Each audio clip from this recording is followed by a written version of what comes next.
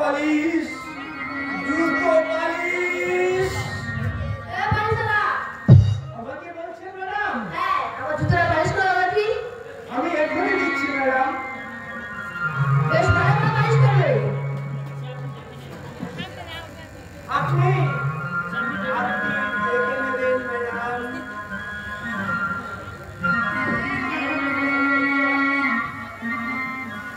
বেশ ভালো করে পালিশ করবে।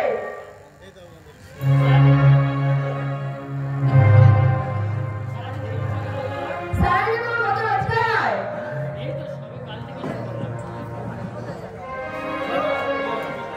সারাদিনে তোমার কত রোজগার হয়? কবে কাল থেকে শুরু করেছি, কাল হয়েছিল মাত্র 8 টাকা। তাতেই তোমার চলে যায়? না ম্যাডাম, আমার এখন অনেক টাকার প্রয়োজন। সেই টাকার জন্য আর আমি আরে দাঁড়াও। কেন, আমার পালিশ আপনার পছন্দ হচ্ছে না?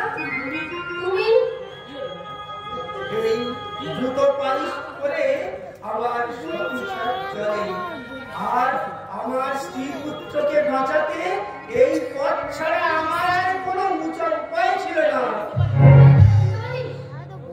তো জীবনের সান্ত্বনা ম্যাডাম, জীবনের সান্ত্বনা। আমি সৎ পথে উপার্জন করছি, আমি অসৎ পথে চুপ করো। অসুখ করে দিনে রোজগার হয়েছে। আর যাদের বাড়ি গাড়ি ব্যাংক ভেড়ে দেখতে পাচ্ছি না, তারা সকলে তোমাদের মতন সাধারণ ঘরের মানুষকে ফাঁকি দিয়ে গড়ে রয়েছে। এটা হচ্ছে ফাঁকির যুগ। যে যত বেশি ফাঁকি দিতে পারবে, সে তত বেশি এই পৃথিবীর বুকে সুনাম পাবে। তাহলে আর তুমিই বা পড়ে পড়ে মাথা কেন? কি বলছেন ম্যাডাম? ঠিকই বলছি। জুতো পালিশ করে তোমার সংসারের অভাব তুমি কোনোদিনও মেটাতে পারবে না। এখনো সময় আছে, জুতের সাথে নিজেকে ভাসিয়ে দাও। দেখবে সুখ শান্তি তোমার হাতে তুলে ধরা দেবে। আমি কোনো খারাপ কাজ করতে পারবো না ম্যাডাম। সকলে খারাপ বলে আমার ভালো হতে পারছো না। তুমি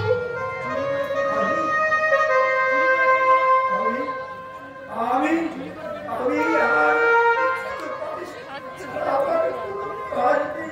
আমার সংসারে বিরাট স্ত্রী পুত্রকে বাঁচাতে এই আমার কাজ ছাড়া আমার কিছুই নেই।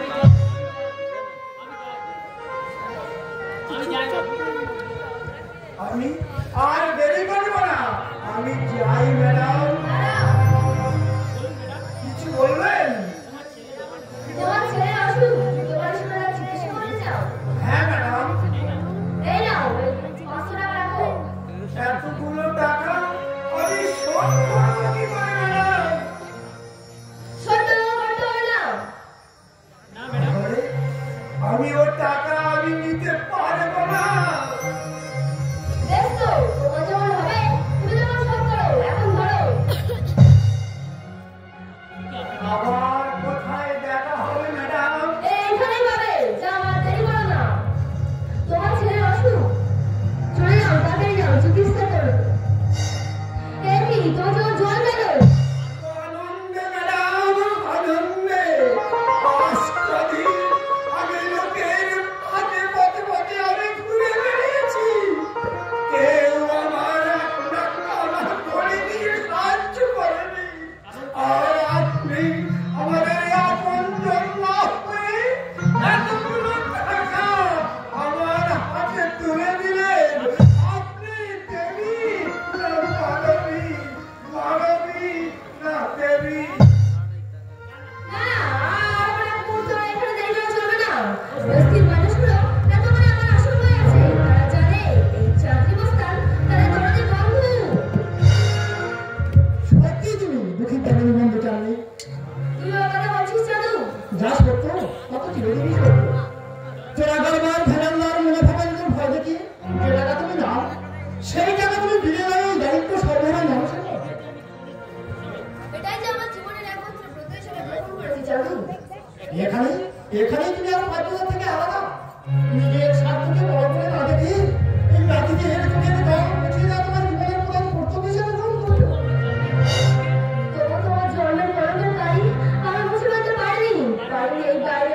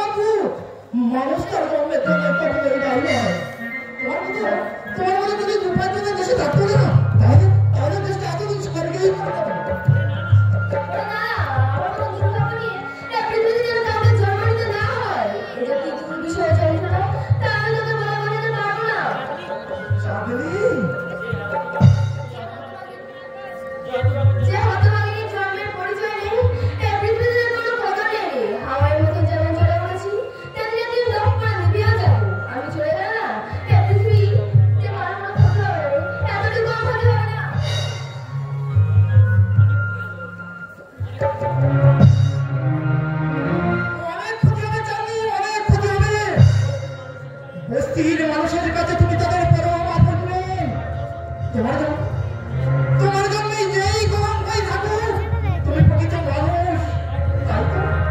তাই তো দুঃখের দুঃখে তোমার অন্তর কাঁদে। জাতিদের সমবাদীতে নিজেকে নিঃশেষ উজাড় করে দাও। এই একবিংশ শতাব্দীর বন্ধুর সমাজ জীবনে তোমার এই আত্মত্যাগ তোমাকে একদিন অবাক করে যাবে।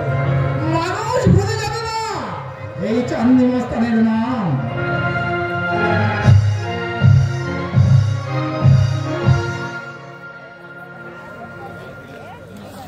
শোনো দাদা, আমার কথা শোনো। কি বলবি তুই? না না, আমি কেউ কোনো বিশ্বাস করি না। কইলে আমাকে আগেই বলেছিল, আমি ওর কথা বিশ্বাস করিনি। আজ ঠিক সময় মতো এসে না করলে কইলি ইজ্জত রক্ষা হতো না। তুমি বিশ্বাস করো দাদা, বৌদি বললো তার চোখে একটা ফোঁটা উড়ে এসে পড়েছে, তাই আমি না তা সারবার চেষ্টা করিস না। তুই যে একটা ফোন এনে জানো, এটা আমার বুঝতে বাকি নেই। তুমি চুপ করো দাদা, চুপ করো। ওই পাপ তার মুখে এলো, এক্ষুনি সূর্যটা শুনতে পেলে দপ করে নেমে যাবে। আকাশটা ভেঙে চৌচির হয়ে যাবে, জগৎ থেকে মুছে যাবে মা ছেলের পবিত্র সম্পর্ক। তাহলে আমি চিৎকার করে বলবো, তুই একটা নারীর আমি জানো।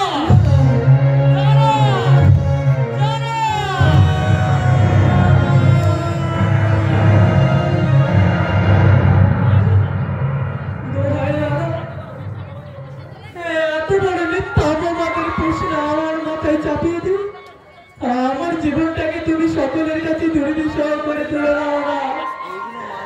আমি আস্তে আস্তে মরতে পারি, কিন্তু কিন্তু এই অপবাদের পর আমি সকলের সামনে মাথা উঁচু করে বাঁচতে পারবো না, পারবো না সমাজের সামনে মুখ দেখাতে। তাই বৌদিকে আমি কি বলবি জানো? কি জবাব দিবি তুই? আমি নিজের চোখে সবকিছু দেখার পরেও তুই নিজেকে নিরাপদে জীবনে জাহির করতে চাইছিস। এতক্ষণ আদব বদল হয়েছিল, আমার বংশের অন্ত হয়ে মাতৃসম বৌদিকে তুই এমন কথা আর বলো না দাদা, আমি যা সহ্য করতে পারছি না। ভগবান, এই মুহূর্তে তুমি আমাকে পাগল করে দাও ঠাকুর, আমাকে পাগল করে দাও। আমি যে আর সহ্য করতে পারছি না। দুপুরা চোখের জল ফেললে তুই পরিত্রাণ পাবে ভেবেছিস, কিন্তু না, তোর এই জঘন্য অপরাধের শাস্তি তোকে পেতেই হবে। আমাকে তুমি শাস্তি দাও না, তোমার ওই জুতো সুতো পাটা আমার মুখে রক্তাক্ত বিভৎস করে দাও, যাতে এই নারী লোকে জানার মুখে মানুষ আর চিন্তা পারে না। আমাকে তুমি শাস্তি দাও না।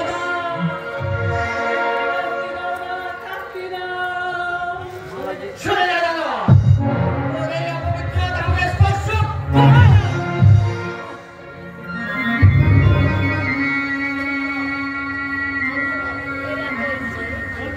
শোন জানোয়ার, তোর অন্তরে যে কুৎসিত পরিচয় আমি পেয়েছি, তাতে করে এই মুহূর্তে তোর এই বাড়ি ছেড়ে চলে যেতে হবে। আর সেটাই হবে তোর অপরাধের একমাত্র শাস্তি।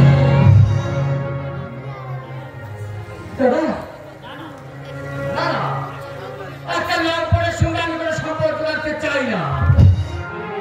আমি জানি দাদা, সত্য মিথ্যা বিচার করে দেখার মতো মানসিকতা তোমার মধ্যে নেই।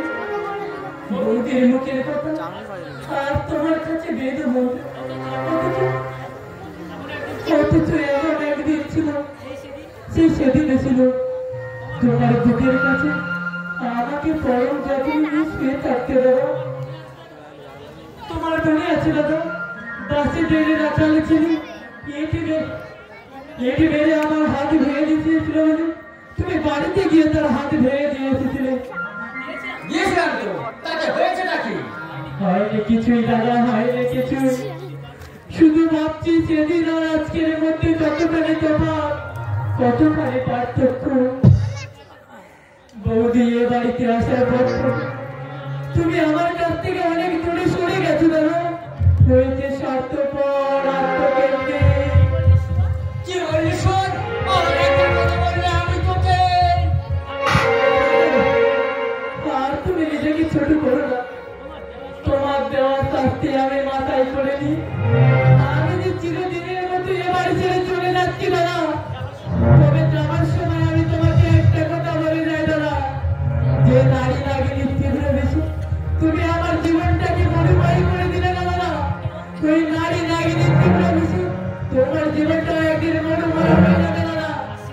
যেদিন তুমি মরবে মরবে অনুভব করবে আলোকে উপেক্ষা করে কখনো আলোর ভেতরে ঘুরে চলার পরিবার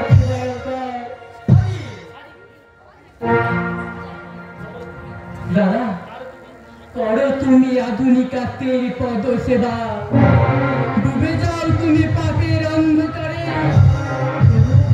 সবকিছুর পরে বলবো তোমার নিজের বিবেকের কাছে তোমাকে জবাবদিহি করতে হবে দাদা তা যদি নয় তাহলে জানবো এই জগৎ মিথ্যা ধর্ম মিথ্যা সবে কিছু মিথ্যা মিথ্যা আর মিথ্যা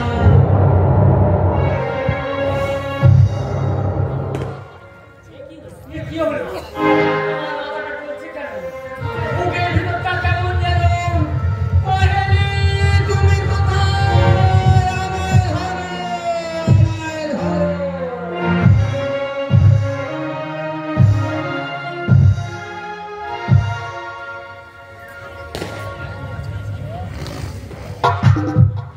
আজ আমি কি সেজেছি?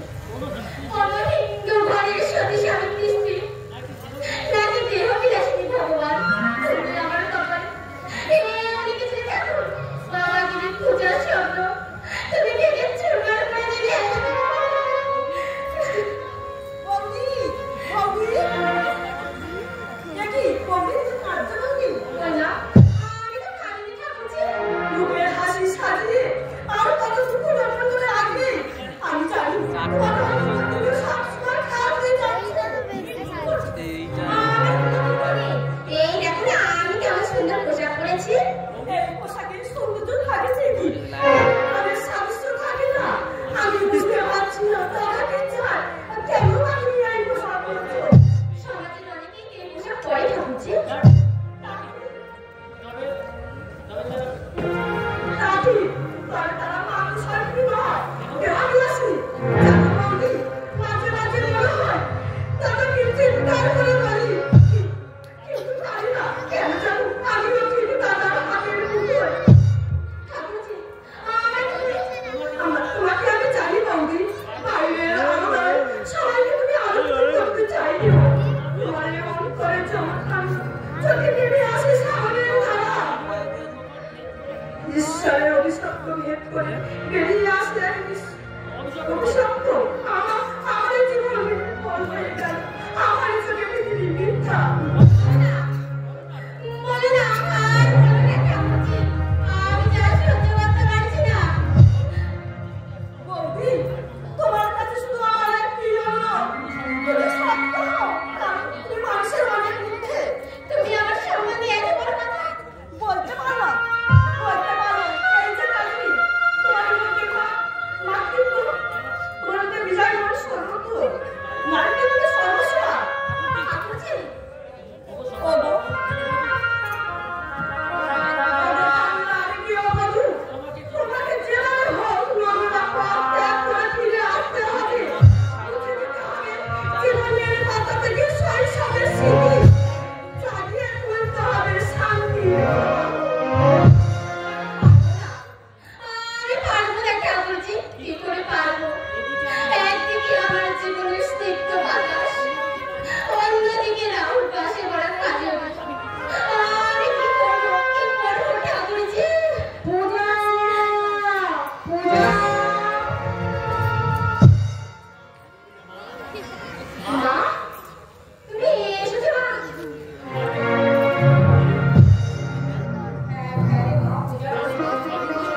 জানি কদিন ধরে আমার মুখটা তোর জন্য খুব চঞ্চল হয়ে উঠেছিল মা। আমি ওকে ছুটতে চলে যাবো তোকে যেতে, কিন্তু কিন্তু কি তুই কাঁদছিস কেন মা? ওই না, আমি কাঁদবো কেন মা? আমি তো খুব সুখেই আছি। তুই তুই আমার কাছে লুকোচ্ছিস মা? আমি জানি তুই সুখী নয় মা। ওরে, আমি তোর মা। তোর সেই ছোট্ট বেলাটা আমি তো তোকে কোলে পিঠে করে মানুষ করেছি রে মা। আমি তোকে দেখতে না পেলেও আমি সবই বুঝি রে মা। আমি তো দুঃখে বলতে সবই বুঝি মা। কে ওখানে আমার পারমিশন না নিয়ে এখানে? কি আপনি এখানে এসেছেন কেন? কে আসতে বলেছে আপনাকে এখানে?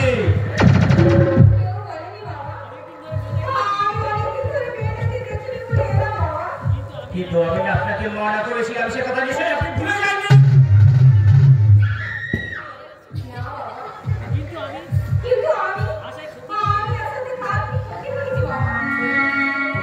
বলেই তো বলছি, আপনি এখন আসুন। পূজা আমার সঙ্গে এক্ষুনি পার্টিতে যাবে।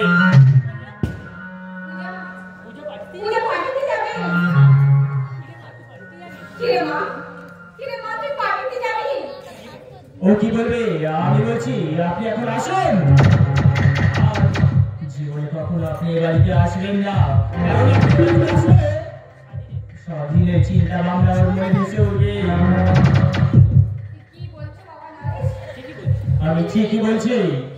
মেয়েকে বিয়ে দিয়ে বাড়িটা ফিরে পেয়েছে, এটা কি যথেষ্ট নয়?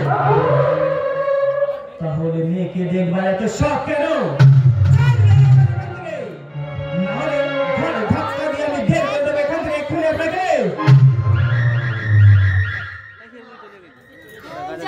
তুমি চলে যাও মা, মনে করো তোমার পূজা মারা গেছে।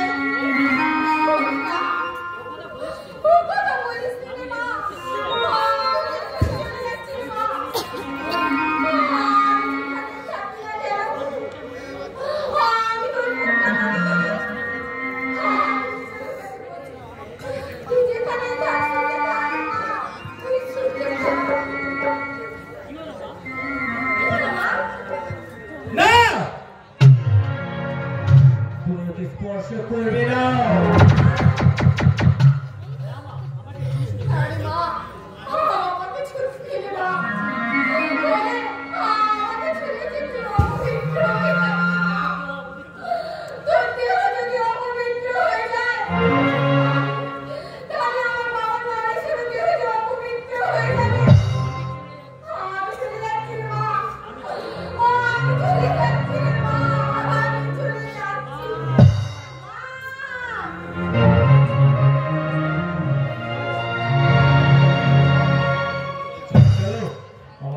দেরি হয়ে গেল।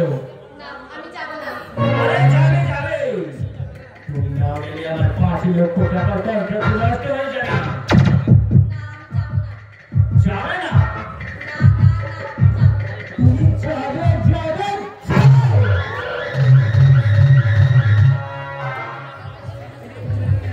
আমি তোমার পায়ে ধরে বিনতি করছি, আমাকে তুমি মুক্তি দাও।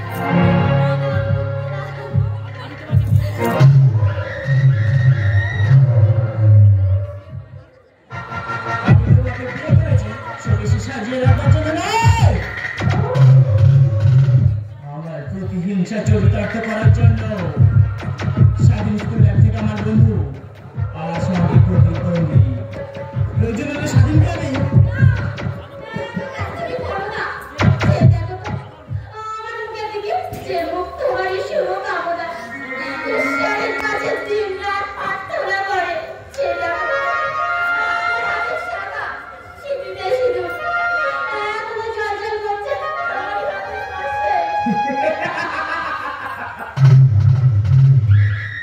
হ্যাঁ, আমি তোমাকে যে সিঁদুর সেদিন পরিয়ে দিয়েছিলাম সেটা ছিল প্রতিহিংসার সিঁদুর। তাই আজকে আমি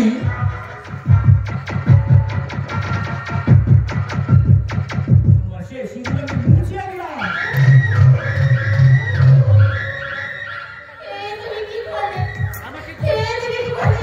আমাকে তুমি এই অবস্থায় চাকরি দিলে না। না, পার্টিতে যেতে হলে এক কাছে শাখা সিঁদুর পরে যাওয়া যায় না, যেতে হয় একেবারে আলটা বয়ান হয়ে। তুমি আমাকে গলা টিপে মার, হয়তো কোনো শাস্তি দাও, তাও সহ্য করবো। তোমরা কিন্তু আসলে বুঝা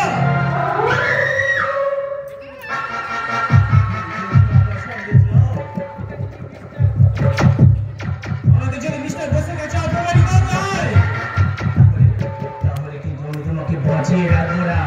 কাল সকালে রেল লাইনের পাশে পড়ে থাকবে তোমার মৃতদেহ। খবরের কাগজে ফলাও করে বের হবে এত তাই হতে পূজা সন্ধানের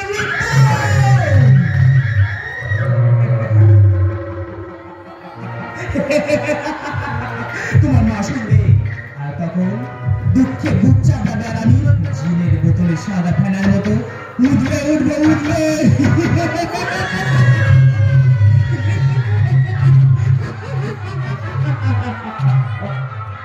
চলো পূজা চলো দেরি হয়ে যাচ্ছে এসো আমার সঙ্গে এসো তুমি